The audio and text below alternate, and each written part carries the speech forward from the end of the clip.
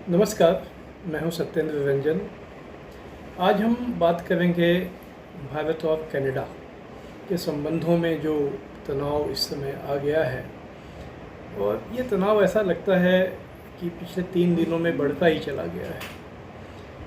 शायद अभी इस पर तुरंत इसका कोई समाधान निकलने की संभावनाएं भी नहीं दिख रही हैं, इसलिए कि जो मामला है वो बहुत ही गंभीर किस्म का है।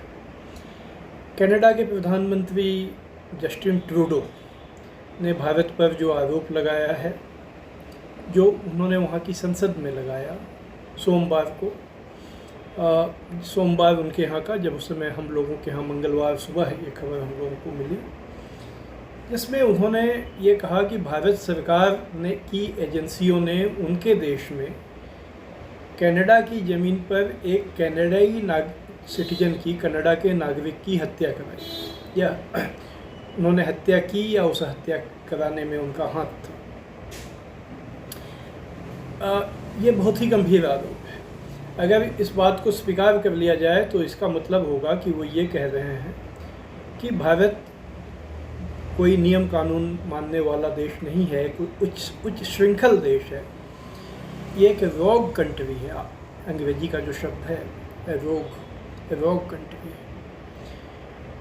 बल्कि इसको अगर थोड़ा सा और बढ़ाया जाए तो ये कहा जा सकता है, उसका मतलब ये है कि भारत विदेशी ज़मीन पर आतंकवादी गतिविधियों को प्रायोजित करता है, भले वो आतंकवादियों को ही मारने के लिए करता हो, अपने आतंकवादियों के लिए।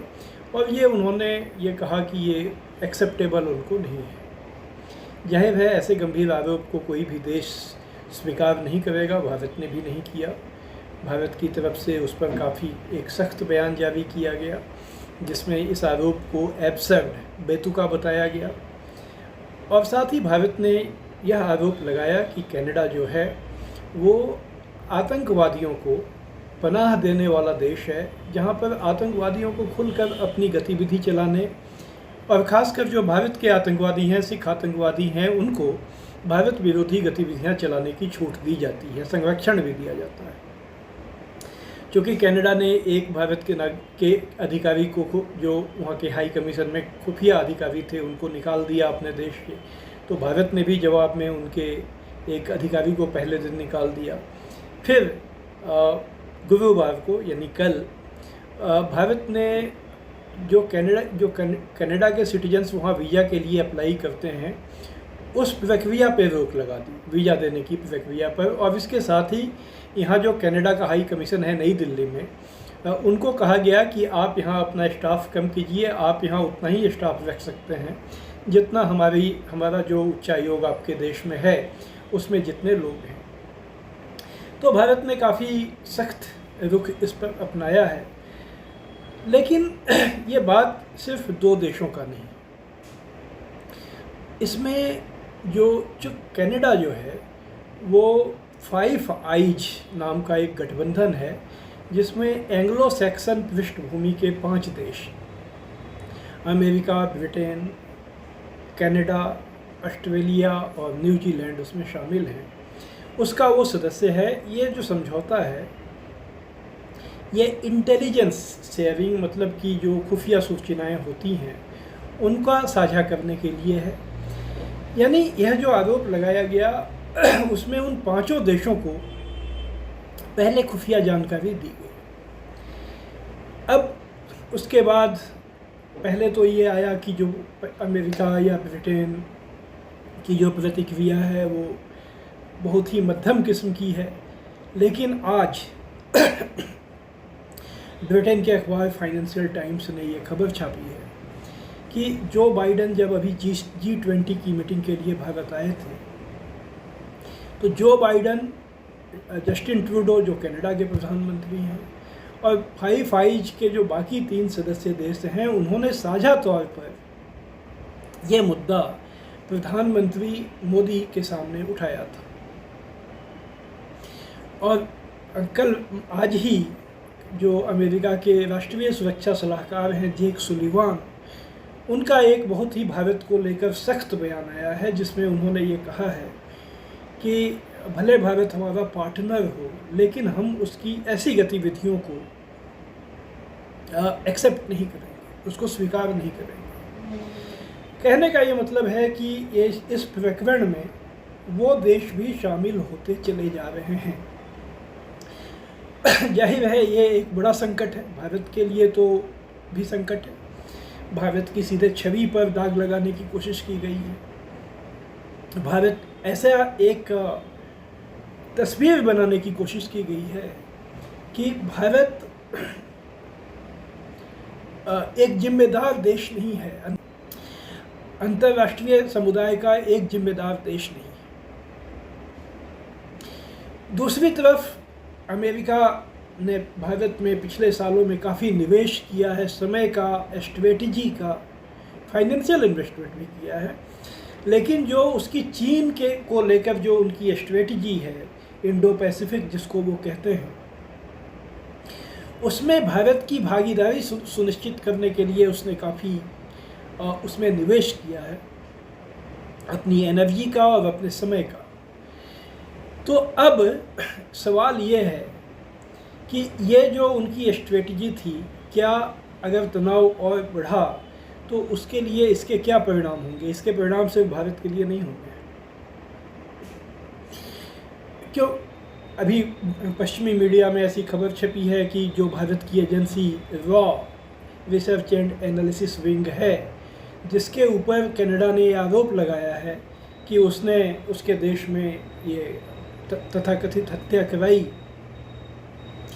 उस एजेंसी की ट्रेनिंग साझा तौर पर अमेरिकी एजेंसी CIA के साथ चलती रही है और ये चीन को घेरने की उनकी स्ट्रेटजी का हिस्सा रहा है। लेकिन अब आरोप लगा है कि जो 5I, G7, नेटो, इनका जो एक सदस्य देश है, भारत ने उनकी ज़मीन पर एक ऐसा एक्शन लिया जिसको वो स्वीकार नहीं करेंगे। उनका मुद्दा सिर्फ यही है कि उनकी ज़मीन पे लिया गया, अन्यथा कोई देश किसी देश में हत्या कराए इससे उनको कोई दिक्कत नहीं होती है, बल्कि उसके लिए तो अमेरिका का कोई मुकाबला कर ही नहीं सकता है। वो तो ये अपना अधिकार मानते हैं कि वो किसी भी देश में, पाकिस्तान में जाकर ओसामा बिन लादेन को मार सकते हैं, अपने देश से ड्रोन चलाकर अफ़गानिस्तान में अयामान जवाहिरी या अन्य कोई भी जिसको वो आतंकवादी समझते हैं उसको मार सकते हैं। ईरान के टॉप एक सैनिक कमांडर को इराक में अटैक करके मार सकते हैं, सुलेमानी को। तो वो तो अपना ये अधिकार मानते हैं। कोई और देश करे, वो भी अगर किसी और जगह पे करे तो उनको ज़्यादा दिक्कत नहीं होती है। उनको दिक्कत इस बात की हो रही है कि ये उनके लैंड पे किया गया है। G7, 5I, नेटो, उसके सदस्य देश के यहाँ किया गया है। हालांकि भारत ने इसे माना नहीं है और इस बात के अभी कोई साक्ष्य भी सामने नहीं आए हैं, लेकिन एक मिनट के लिए मान लिया जाए कि इस आरोप में कोई दम है, तो ये सवाल उठेगा कि अगर अमेरिका किसी देश में अपने जिसको वो आतंकवादी समझता है मार सकता है, तो भारत या कोई अन्य देश ऐसा क्यों नहीं कर सकता है? कहने का तात्पर्य यह है कि अमेरिका को इस बात से कोई दिक्कत नहीं है, पश्चिमी देशों को इस बात से कोई दिक्कत नहीं है कि आप एक्स्ट्रा जुडिशियल किलिंग किसी और की ज़मीन पे जाकर करें। उनको सिर्फ यह है कि उनकी ज़मीन पे किया गया है और इसको लेकर अब वो एक बड़े आक्रामक मूड में आते हुए नज़र आ रहे हैं।